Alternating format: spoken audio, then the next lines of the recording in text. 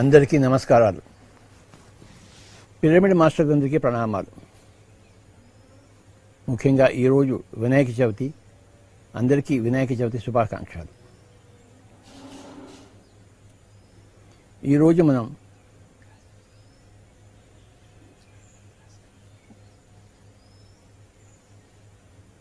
గణపతి పూజ చేసుకుంటాం, గణపతి ప్రార్థన చేసుకుంటాం, గణపతిని స్మరించుకుంటాం. ఈ మహాదేవ పుత్రుడిని మనం హృదయంలో పెట్టుకుంటున్నాం.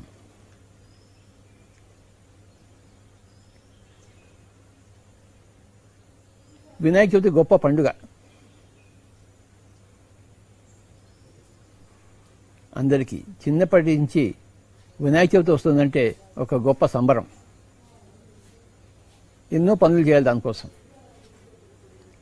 అవన్నీ చేసేవాళ్ళని చిన్నప్పుడు.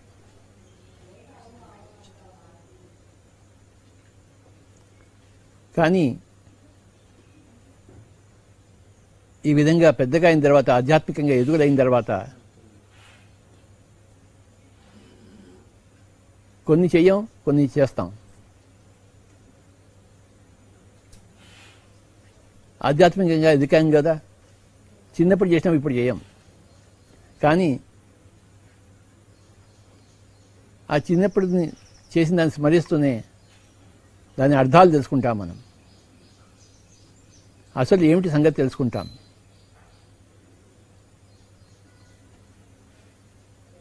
అసలు ఈ గణపతి అన్న దాని వెనకాట్ల, వినాయకుడు అన్న దాని వెనకాట్ల ఉన్న సూత్రాలు తెలుసుకుంటాం మనం. ఈరోజు వినాయక చవితి కనుక ఆ ప్రయాసం మనం చేద్దాం, ఆ ప్రయత్నం మనం చేద్దాం.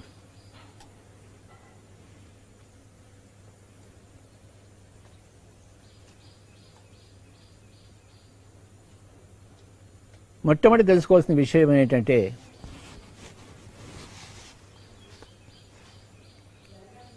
వినాయకుడికి తండ్రి అయినా తల్లి అయినా పార్వతీదేవి. పార్వతీదేవి తనలోంచి శక్తిని తీసి బయటికి పెట్టి వినాయకుడిని సృష్టించింది. పార్వతీదేవి అంటే ఓవర్ సెల్ఫ్, వినాయకుడు అంటే అండర్ సెల్ఫ్. ఒక సెల్ఫ్లోంచి ఇంకో సెల్ఫ్ వస్తుంది.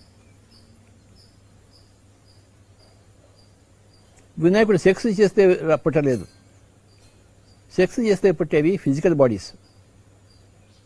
కానీ ఆత్మ నుంచి ఇంకో ఆత్మ పుడుతుంది. ఆ విషయాన్ని ఈ ఉదంతం బాగా తెలుపుతుంది మనకి, సైన్స్, స్పిరిచువల్ సైన్స్ని. వినాయకుడి పుట్టుకే ఒక గొప్ప స్పిరిచువల్ సైన్స్ యొక్క ఉదాహరణ. పార్వతీదేవి స్నానం చేస్తూ అక్కడ కాపలా ఉండాలని చెప్పేసి తనలోంచి ఒక ఆత్మను తీసి అక్కడ ప్రతిష్ఠించి, నాయనా నన్ను కాపాడంటుంది. ఆ కథ ఎంతో బాగుంది. అది ఇంతలో పరమశివుడు వస్తాడు. ఈ వినాయకుడు, బుల్లి వినాయకుడు అడ్డుకుంటాడు వాడిని, పరమశివుడిని.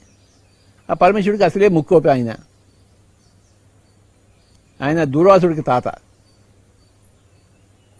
ఎవడరా నువ్వు? ఎందుకంటే అప్పుడెప్పుడు, అంతకుముందు ఎప్పుడు చూడలేదు కదా ఈ అబ్బాయిని. ఎవడరా నువ్వు? అడ్డులే, నన్నే అడ్డగిస్తావా? నువ్వెవరో నాకు తెలియదు అని వినాయకుడు అంటాడు. నాకు మా అమ్మ చెప్పింది, అన్నీ చేస్తాను, నువ్వు లోపల మట్టుకు వెళ్ళడానికి వీల్లేదని చెప్తాడు. ఇద్దరు ఎవరి పట్టు వాళ్ళు పట్టున్నారు. ఒక ఆయనేమో పరమశివుడు, మహాదేవుడు. ఇంకేమో అప్పుడే పుట్టినవాడు, జస్ట్ బార్న్, జస్ట్ మ్యానుఫ్యాక్చర్డ్. ఆ పరమశివుడికి దాటికి ఎవడు తట్టుకుంటాడు? ఓరా వెధవా అని చెప్పేసి తలకాయ తీసి పడుతున్నాడు. తలకాయ తీసి పడుతోపి పార్వతీదేవిని కలుసుకుంటాడు. అంతా బాగానే ఉంది. కానీ మళ్ళీ పార్వతీదేవి బయటకు వస్తే, ఏది నా కొడుకు ఏడంటే అక్కడ ఉన్నాడు, పడి ఉన్నాడు. అప్పుడు పార్వతీదేవి వల్ల ఏడ్చింది. అది కథ. ఎంతో చక్కగా రమ్యమైన కథ ఇది. ఒక హ్యూమన్ సిచ్యువేషన్తో కూడుకుని ఉన్న కథ. ఒక మామూలు మనుషులు ఎలా ఉంటారో అలాంటి కథ అది. అవునా, నువ్వే సృష్టించావా, నాకు తెలియదే, నేను అనవసరంగా కోపడ్డానే, అనవసరంగా కోపం తెచ్చుకున్నానే పరమశివుడు. సర్లే, దీనికి ఉపాయం ఉంటుంది ఎప్పుడు.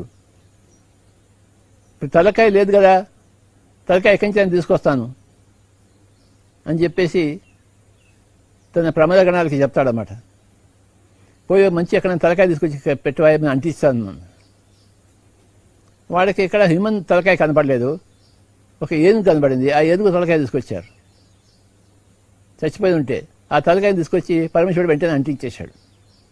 ఆ విధంగా ఈ గణపతి తయారయ్యాడు, తొండంతో కూడుకున్న గణపతి.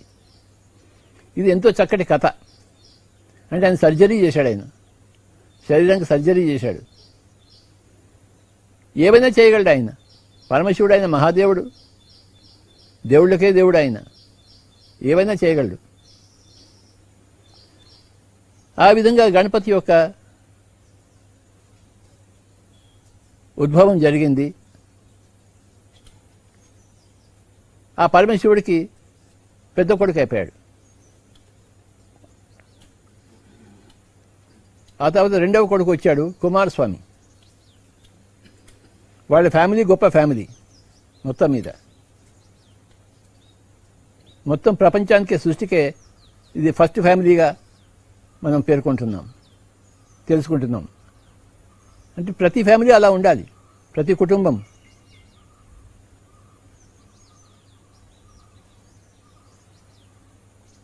ఈ గణపతి మహాదేవుడికి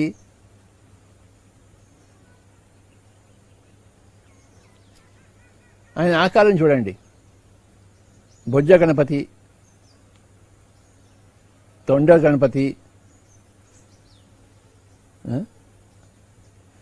కుర్చగా ఉంటాడు, పొట్టిగా ఉంటాడు. అంటే ఆ శరీరానికి ప్రాముఖ్యత లేదు. There is no body consciousness. నేను అందంగా ఉండాలి, సౌష్టంగా ఉండాలి, అజానుబాహుగా ఉండాలి, ఇలాంటివన్నీ ఏమీ లేవు. అంటే మన సందేశం ఏంటంటే, నాయన నువ్వు భౌతిక శరీరంలో ఉన్నా ఎలా ఉన్నా కూడా నువ్వు చక్కగానే ఉండు, చక్కగానే ఉన్నావు అని తెలుసుకో. నీ ఉన్న పరిస్థితే నీ ఉన్నత పరిస్థితి అని తెలుసుకో. నీ ఉన్న పరిస్థితిని నువ్వు చింతించమాకు, నీ ఉన్న పరిస్థితిని నువ్వు దిగజార్చుకోకు. నువ్వు బాగానే ఉన్నావు, ఫస్ట్ క్లాస్గా ఉన్నావు. నువ్వు ఎలా ఉన్నా బాగున్నావు, నీ శరీరం ఎలా ఉన్నా నువ్వు బాగానే ఉన్నావు, నువ్వు దేవుడివే. నీ శరీరం చూసి నువ్వు దిగుడు పడవద్దు అని ఒక గొప్ప సందేశం ఈ గణపతి సందేశం ద్వారా మనకి యావత్ మానవాడికి ఇస్తోంది. అంతేకాదు, ఆ తొండం అంటే గొప్ప ముక్కే. అది ఆ ముక్కుని విస్తారంగా ఉపయోగించుకున్నాడు తొండం ద్వారా. మనం కూడా మన ముక్కులోని గాలిని విస్తారంగా ఉపయోగించుకోవాలి. ముక్కులోని గాలి ముక్తికి మరి దారి. మై డియర్ ఫ్రెండ్స్, కళ్ళు చాలా చిన్నగా ఉంటాయి. అంటే ఈ ప్రపంచాన్ని ఎక్కువ చూడకు, సగమే చూడు. ఎక్కువ ప్రపంచంలో నిన్ను నువ్వు మర్చిపోకు. ప్రపంచాన్ని చూడు కానీ కొద్దిగానే చూడు అని చెప్తున్నాయి కళ్ళు. తర్వాత చెవులు చేటలంత ఉంటాయి. అంటే బాగా వినడం నేర్చుకో, మాట్లాడడం తగ్గించు. ఆయనకి నోరు కనపడదు మనకి, ఆ తొండలు కప్పేస్తుంటుంది. నోరు ఎక్కడుందో వెతుక్కోవాలి మనం. అందులో గొప్ప సందేశం ఉంది. నాయన, నువ్వు చాలా తక్కువగా మాట్లాడు. ఏం మాట్లాడుతున్నావు నువ్వు? మాట్లాడవలసిన అవసరం ఏముంది?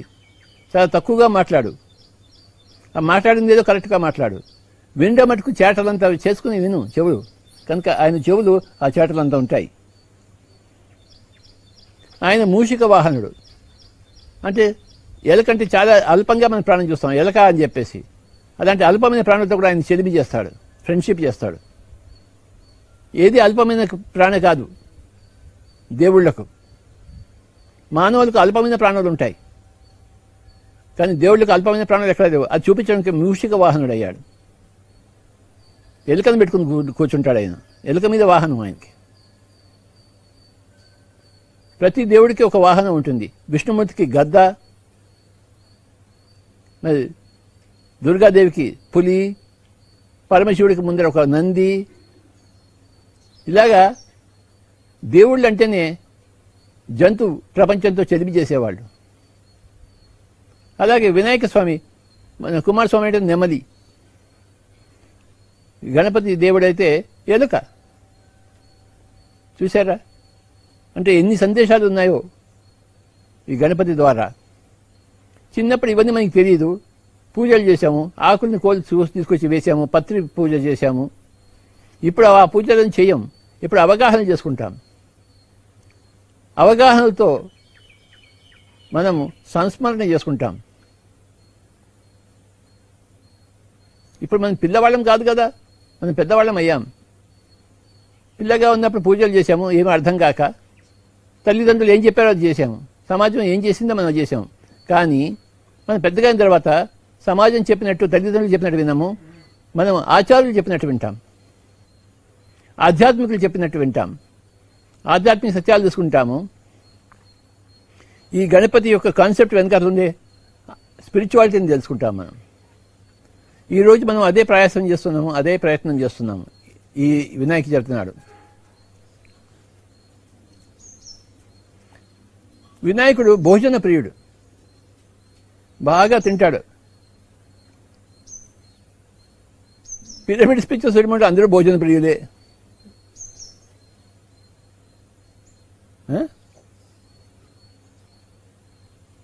మనం కొన్ని రోజుల కోసం వచ్చాము, బాగా భోజనం చేసి బాగా ఎంజాయ్ చేసి వెళ్దాం మనం. ఈ కాన్సెప్ట్ కూడాను వినాయకుడి దగ్గర మనకు దొరుకుతుంది. వినాయకుడు అంటే విశేషమైన నాయకుడు. ఆధ్యాత్మికతలో ఉండేవాళ్లే విశేషమైన నాయకులు అవుతారు. మహాత్మా గాంధీజీ గారికి మిగతా నాయకులకి ఏం తేడా అంటే, మహాత్మా గాంధీజీ ఆధ్యాత్మికుడు, మిగతా వాళ్ళు ఆధ్యాత్మికులు కాదు, ప్రాపంచిక నాయకుడు. కానీ మహాత్మా గాంధీజీ ఆధ్యాత్మిక నాయకుడు కనుక ఆయన విశేషమైన నాయకుడు అయ్యాడు. ఆయన ఆధ్యాత్మిక తగిలినప్పుడే మనం విశేషమైన నాయకులం అవుతాం. అది వినాయకుడు అంటే అది అర్థం.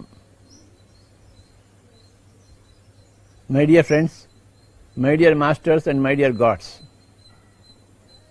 మనమంతా వినాయకులుగా తయారు కావాలి, విశేషమైన నాయకులుగా తయారు కావాలి. ఎలా తయారవుతాము? ఆ యొక్క ధ్యాన కుటుంబంలో తయారు కావాలి. ఆ పరమేశ్వరుడు, ఆ పార్వతి, ఆ గణేశుడు, ఆ కుమారస్వామి గొప్ప ధ్యాన కుటుంబం. అది ఆది ధ్యాన కుటుంబం. ఆ విధంగా ప్రతి కుటుంబము తయారు కావాలి. అందుకోసమే పిరమిడ్ స్పిరిచువల్ మూవ్మెంట్ ఆవిర్భవించింది ఈ యొక్క భూమండలం మీద. ప్రతి ఫ్యామిలీ, ప్రతి కుటుంబము ఈ ఆది కుటుంబంలా ఉండాలి. అందరూ ఆధ్యాత్మిక యోగేశ్వరులే, అందరూ కుటుంబంలో ఉన్నవాళ్లే. కుటుంబంలో ఉంటూ ఆధ్యాత్మికతలో మనం విశేషంగా పురోగమించాలి. ఈ యొక్క కుటుంబం అనే కాన్సెప్టు, కుటుంబంలోనే, సంసారంలోనే నిర్వాణం అనే కాన్సెప్టు ఈ యొక్క ఆది కుటుంబం నుంచి మనకి లభిస్తుంది. మన పిరమిడ్ స్పిరిచువల్ స్టడీ మూవ్మెంట్ కూడా అదే కాన్సెప్ట్. కుటుంబంలోనే, సంసారంలోనే నిర్వాణం. హాయిగా ఎవరింట్లో వాళ్ళు కూర్చుని, ఎవరి ధ్యానం వాళ్ళు చేసుకుంటూ, ఎవరి కర్తవ్యం వాళ్ళు నిర్వర్తిస్తూ, ఎవరి ధర్మంలో వాళ్ళు ఉంటూ, అందరూ సామరస్యంగా హాయిగా బతకడం అన్నమాట. ఇంకొక విషయం ఉంది. మనం ఈ కరోనా రాకముందు అందరూ కుమారస్వామిలా తిరిగాం ఊర్లన్నీ పట్టుకుని. కరోనా వచ్చినంత గణపతిగా మనం ఇంట్లో కూర్చుంటున్నాం, మనం బొజ్జలు వేసుకుని.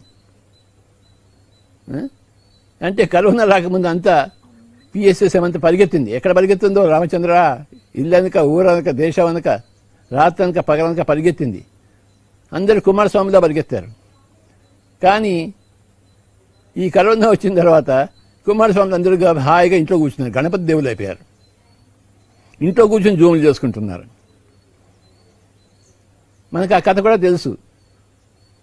కుమారస్వామి అన్ని గుళ్ళకి తిరిగి వస్తుంటాడు.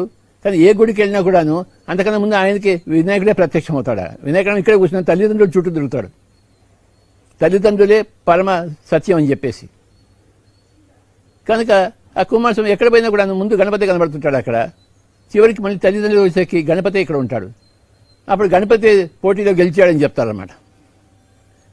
అంటే నువ్వు ఇంట్లో కూర్చుని గణపతిలాగా పోటీలో గెలవచ్చు అని చెప్తోంది వినాయక చవితి. ఈ వినాయక చవితికి కరోనాకి చాలా దగ్గర సంబంధం ఉంది మనకి.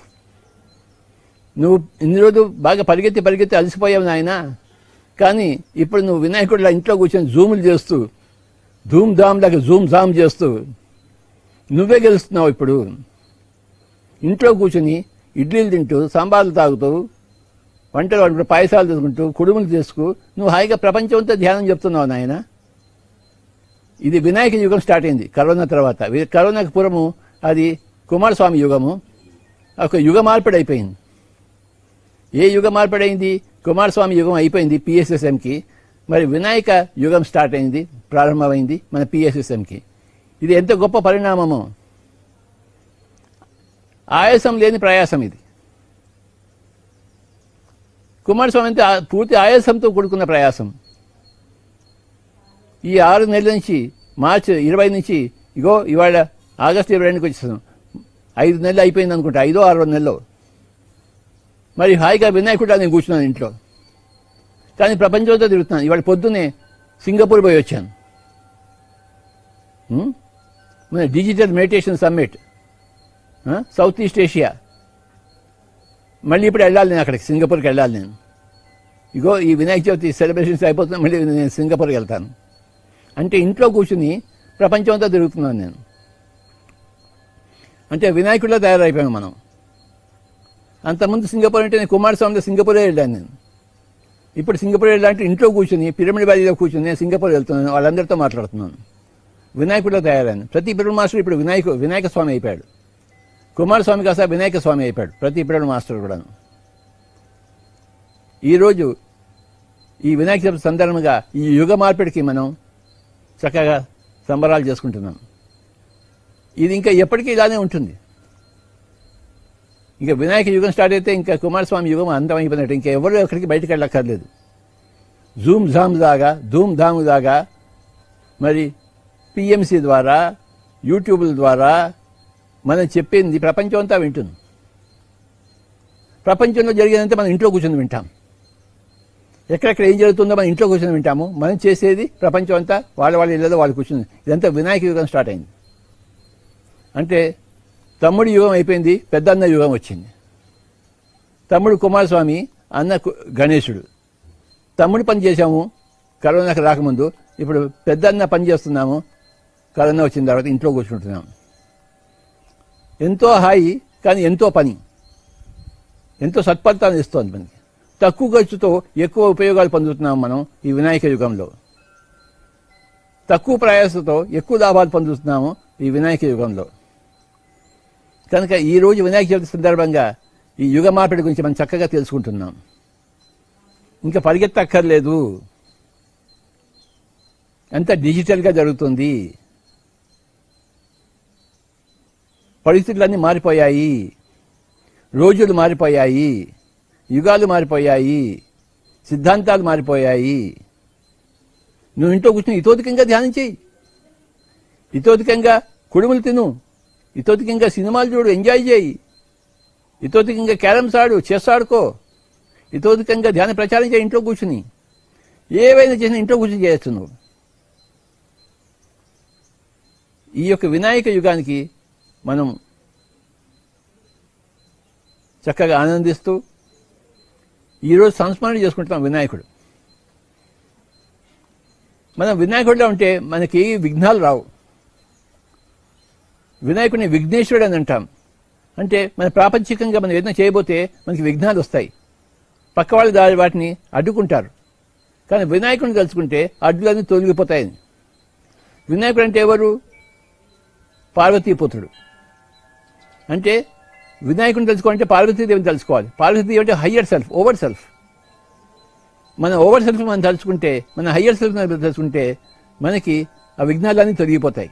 ఎందుకంటే మన హయ్యర్ సెల్ఫ్, ఓవర్ సెల్ఫ్ ఎప్పుడు మనకు సహాయం చేస్తుంటుంది. ఒక చిన్నపిల్లవాడికి తల్లి ఎప్పుడు సహాయంగా ఎలా చేస్తుందో, కావాల్సినవన్నీ ఎలా చూసుకుంటుందో తల్లి ప్రాపంచికంగా, మరి అండర్ సెల్ఫ్ యొక్క జీవితానికి ఓవర్ సెల్ఫ్ ఎప్పుడు కూడా చక్కగా అన్ని చూసుకుంటూ ఉంటుంది. తలుచుకుంటే అడగందే అమ్మైనా పెట్టదు కదా, కానీ అడుక్కోవాలి కదా. ఆ అడుక్కోవడం పేరే వినాయక పూజ. అడగందే అమ్మైనా పెట్టదు, పార్వతీదేవైనా పెట్టదు, అడుక్కోవాలి. అంటే ఓవర్ సెల్ఫ్ని అడుక్కోవాలి, అండర్ సెల్ఫ్ అడుక్కోవాలి. ఎలా అడుక్కుంటుంది? ఈ ధ్యానం ద్వారా, స్వాధ్యాయం ద్వారా, సజ్జన సాంగత్యం ద్వారా ఇంతసేపు ఓవర్ సెల్ఫ్తో కాంటాక్ట్ పెంచుకుంటున్నాం. అండర్ సెల్ఫ్ ఆ కాంటాక్ట్ ఉన్నప్పుడు ఓవర్ సెల్ఫ్ ఆటోమేటిక్గా అండర్ సెల్ఫ్కి అన్ని సహాయాలు చేస్తుంది, అన్ని విఘ్నాలు తొలగిపోతాయి. ఇది విఘ్నేశ్వరుడు యొక్క కాన్సెప్ట్. మనల్ని ఎవరైతే పుట్టించారో, మనం ఎక్కడి నుంచి వచ్చామో దాన్ని మనం స్మరించుకోవడం. మనం ఎక్కడి నుంచి వచ్చామో, మనం ఆ యొక్క ఓవర్ సెల్ఫ్ నుంచి, పూర్ణాత్మ నుంచి వచ్చాము, అంశాత్మగా వచ్చాము. మనం విడిబడి ఒకనొక పూర్ణాత్మ పార్వతీదేవి, ఒకనొక అంశాత్మ గణపతి దేవుడు. ఒకనొక పూర్ణాత్మ నుంచి ఎప్పుడు ఒకనొక అంశాత్మ వస్తూనే ఉంటుంది. ఇదే మన థింకింగ్ అండ్ డిక్షనరీ పుస్తకంలో ట్రయూన్ సెల్ఫ్ అంటారు. ఆ పూర్ణాత్మ అనేది ఇంటెలిజెన్స్, అక్కడి నుంచి ఒక ట్రయూన్ సెల్ఫ్ వస్తుంది. ఆ ట్రయూన్ సెల్ఫ్లో ఒకనొక భాగం, డూయర్ భాగము, చేసే భాగము భూమి మీదకి వస్తుంది. మిగతా థింకర్ భాగము, నోయర్ భాగం అక్కడే ఉంటుంది కారణ లోకాల్లో. ఒకనొక చేసే భాగము భూమి మీదకి వస్తే చేసే పనులను చేసి మళ్ళీ వెళ్తుంది అన్నమాట. ఇలాగ ఎన్నో జన్మలు చేసి సరిగ్గా పనులను చేసినప్పుడు ఆ పూర్ణాత్మ కంప్లీట్ పూర్ణాత్మ అవుతుంది. ఆ తర్వాత ఇంటెలిజెన్స్ అవుతుంది. ఇదంతా కూడా మన థింకింగ్ అండ్ డెస్టినీ పుస్తకంలో మనం తెలుసుకుంటున్నాం. అంటే మన అండర్ సెల్ఫ్కి ఎప్పుడు సహాయంగా ఉంటుంది, సహకారంగా ఉంటుంది పూర్ణాత్మ. కనుక విఘ్నాలన్నీ తొలగిపోతాయి. ఇది విఘ్నేశ్వరుడు అనే కాన్సెప్ట్. ఇది వినాయకుడు అనే కాన్సెప్ట్ ఒకటి, విఘ్నేశ్వరుడు అనే ఒక కాన్సెప్ట్ ఒకటి, మూషిక వాహనుడు అనే ఒక కాన్సెప్ట్ ఒకటి. ఎన్నో కాన్సెప్ట్స్ ఉన్నాయి వినాయక స్వామిలో.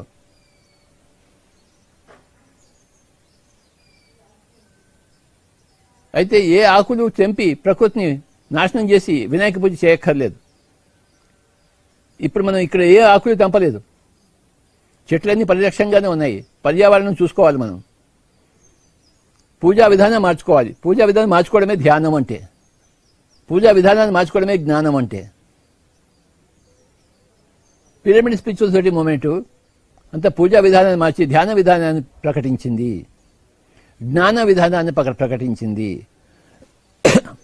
ప్రకృతి పర్యావరణ సిద్ధాంతాన్ని ప్రకటించింది. ఏ ఆకు కొయ్యము, ఏ పువ్వు కొయ్యము. My dear friends,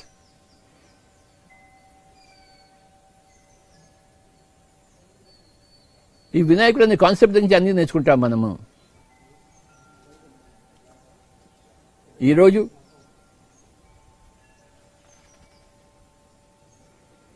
Vinayaka Chavithi నాడు విశేషంగా మనం ధ్యానం చేద్దాం.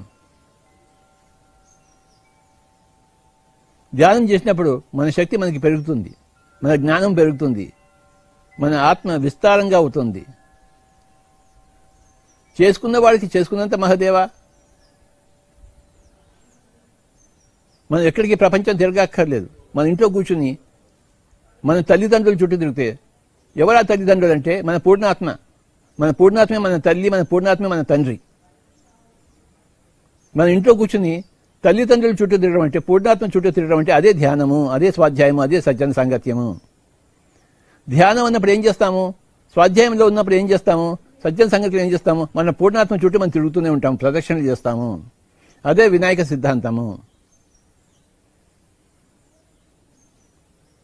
ధ్యానము, స్వాధ్యాయము, సజ్జన సాంగత్యము, ఈ మూడు చేయడం అంటే మన పూర్ణాత్మ చుట్టూ మనం ప్రదక్షిణ చేయడము, పూర్ణాత్మ యొక్క సహకారం పొందడము, మన ప్రాపంచిక జీవితంలో విఘ్నాలన్నీ తొలగించుకోవడము. మై డియర్ ఫ్రెండ్స్, ధ్యానం అన్నదే పూర్ణాత్మ చుట్టూ చేసే ప్రదక్షిణ, స్వాధ్యాయం అన్నదే పూర్ణాత్మ చుట్టూ చేసే ప్రదక్షిణ, సజ్జన సాంగత్యం అన్నదే పూర్ణాత్మ చుట్టూ చేసే సాంగత్యము, చేసే ప్రదక్షిణ. ఈ దేహమే మందిరం, జీవుడే దేవుడు. దేహో దేవాలయో ప్రోక్త జీవో దేవ సనాతన అని చెప్పబడింది కదా. దేహమే దేవాలయం. కనుక మనకి ఎవరికి ప్రదక్షిణ చేస్తాము? మనకి మనమే ప్రదక్షిణ చేసుకుంటాము. మనం ఎవరము? అంశాత్మకం, పూర్ణాత్మ నుంచి వచ్చాం. గణపతి దేవుడి పుట్టుక ఎక్కడొచ్చింది? పార్వతీ దగ్గర నుంచి వచ్చింది. అలాగే ప్రతి ఆత్మ ఇంకొక పూర్ణాత్మ నుంచి బయటకు వస్తుంటుంది.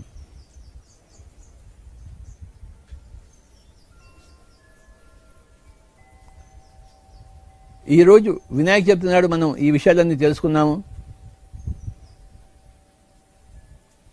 వినాయక చవితి వచ్చినప్పుడల్లా ప్రతి సంవత్సరం ఈ వినాయకులు మళ్ళీ మళ్ళీ చర్చించుకుంటాం. ఈ కాన్సెప్ట్స్ అన్నీ మళ్ళీ మళ్ళీ గుర్తు చేసుకుంటాం.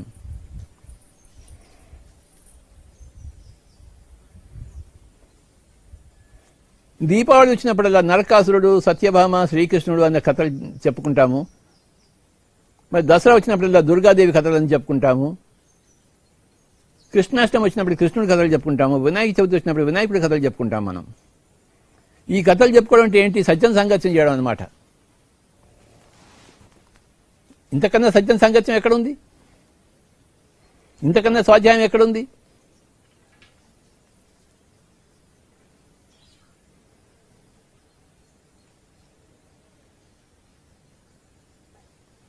పిరమిడ్ మాస్టర్లందరికీ ప్రణామాలు చేస్తూ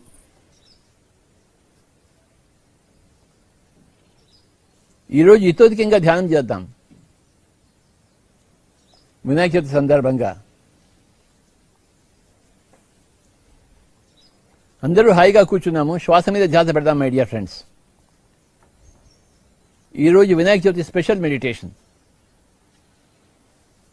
అంటే సాక్షాత్ వినాయకుడితో మనం ధ్యానం చేస్తున్నాం అనమాట. సాక్షాత్తు పరమశివుడి కుటుంబంతో మనం ధ్యానం చేస్తున్నాం అనమాట. ఆ విధంగా ఊహించుకుంటూ ధ్యానం చేస్తే బాగుంటుంది.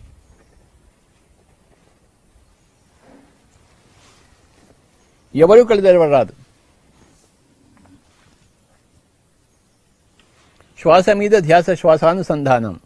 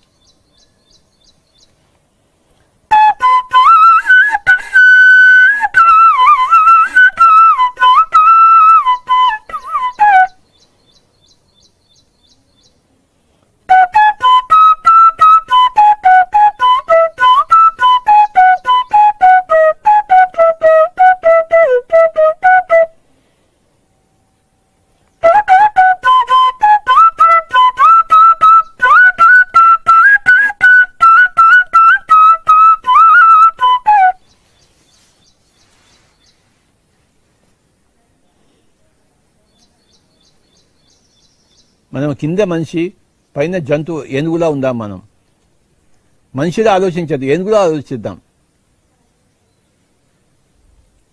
ఎక్కడైనా చెడ్డ ఏనుగు ఎక్కడ ఉందేమిటి? చెడ్డ మనుషులు ఉన్నారు. కానీ మన శరీరము, మానవ శరీరము, మన తలకాయ మటుకు ఒక ఏనుగు శరీరం, ఏనుగు తలకాయ. చెవులు చాటలంతా చేసుకుందాం. విశేషంగా సజ్జన సంగత్యం చేద్దాం. ముక్కును తొండంగా చేసుకుని శ్వాస మీద ధ్యాస ఉంచుదాం. ఎక్కడికి బయట తిరగక్కర్లేకుండా ఇంట్లోనే కూర్చుందాం. ఇంట్లోనే కూర్చుని మనం కూడా పూర్ణాత్మగా తయారవుదాం. చేయవలసిన ధ్యానమే కదా. దానికి ఏ హిమాలయాలు పోవక్కర్లేదు. ఎవరింటిని వాళ్ళు స్వర్గం చేసుకుంటే ప్రపంచం అంతా స్వర్గం అయిపోతుంది. ససేమిరా కళ్ళు తెరవరాదు.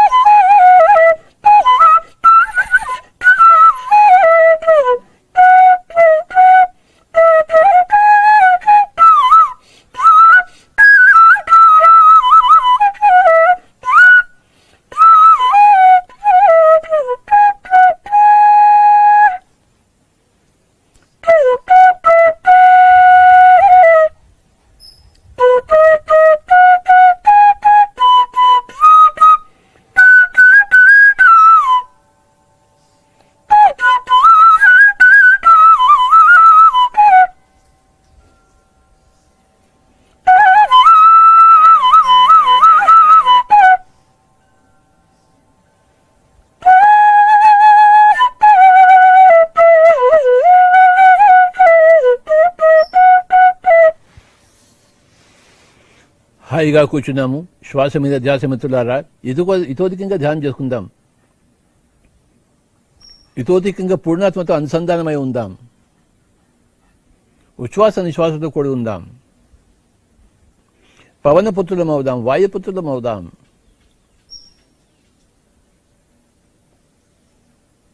పిరమిడ్ మాస్టర్లందరికీ నమస్కారాలు, ప్రణామాలు. పిరమిడ్ మాస్టర్లందరూ వాయుపుత్రులే, పవనపుత్రులే, గణపతి మహాదేవుళ్లే.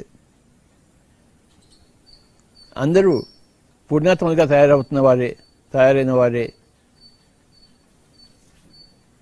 పిరమిడ్ మాస్టర్లందరికీ ప్రణామాలు. ఈరోజు విశేషమైన రోజు సందర్భంగా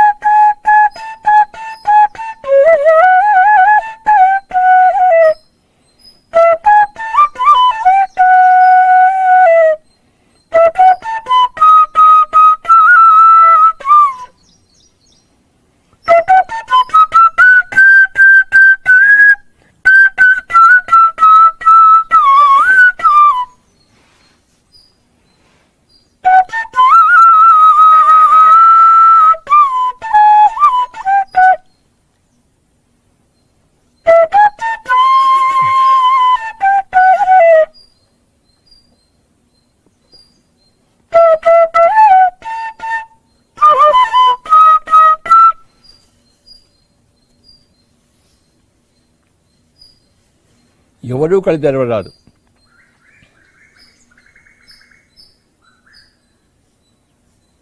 ఈరోజు ఇతోధికంగా ధ్యానం చేద్దాం.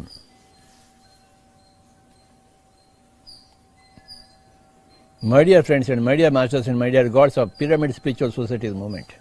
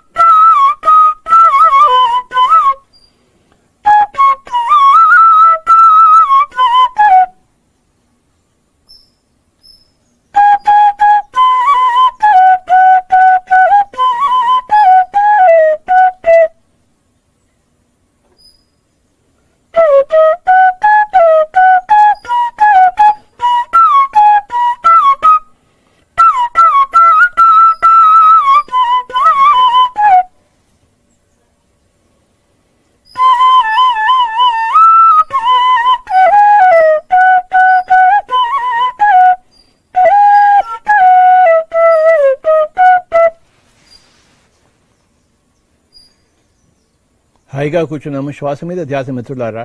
శ్వాసానుసంధానం.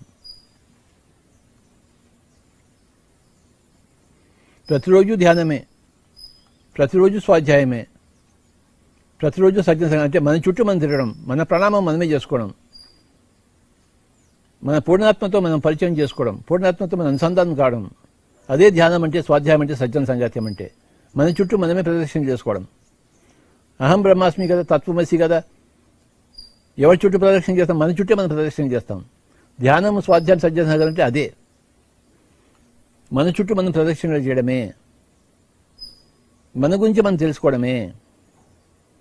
ఇదే గణపతి తత్వం, ఇదే పార్వతీ తత్వం, ఇదే పరమశివుడి తత్వం.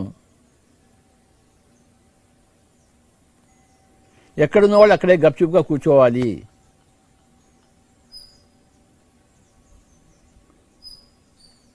ఎవరు కళ్ళు తెరవరాదు. శ్వాస మీద ధ్యాస మిత్రులారా. శ్వాసానుసంధానము. మన చుట్టూ మనం తిరుగుతాము, మన చుట్టూ మనం ప్రదక్షిణలు చేద్దాము, మన పూజ మనం చేసుకుందాము. అహం బ్రహ్మాస్మి కదా, అయమాత్మా బ్రహ్మ, ప్రజ్ఞానం బ్రహ్మ. మనమే సృష్టి అంతా వ్యాపించి ఉన్నాం, మనమే సర్వాత్మగా ఉన్నాము, మనమే అంశాత్మగా ఉన్నాము, మనమే దేహాత్మగా ఉన్నాము, మనమే పూర్ణాత్మగా ఉన్నాం. అంతా మనమే.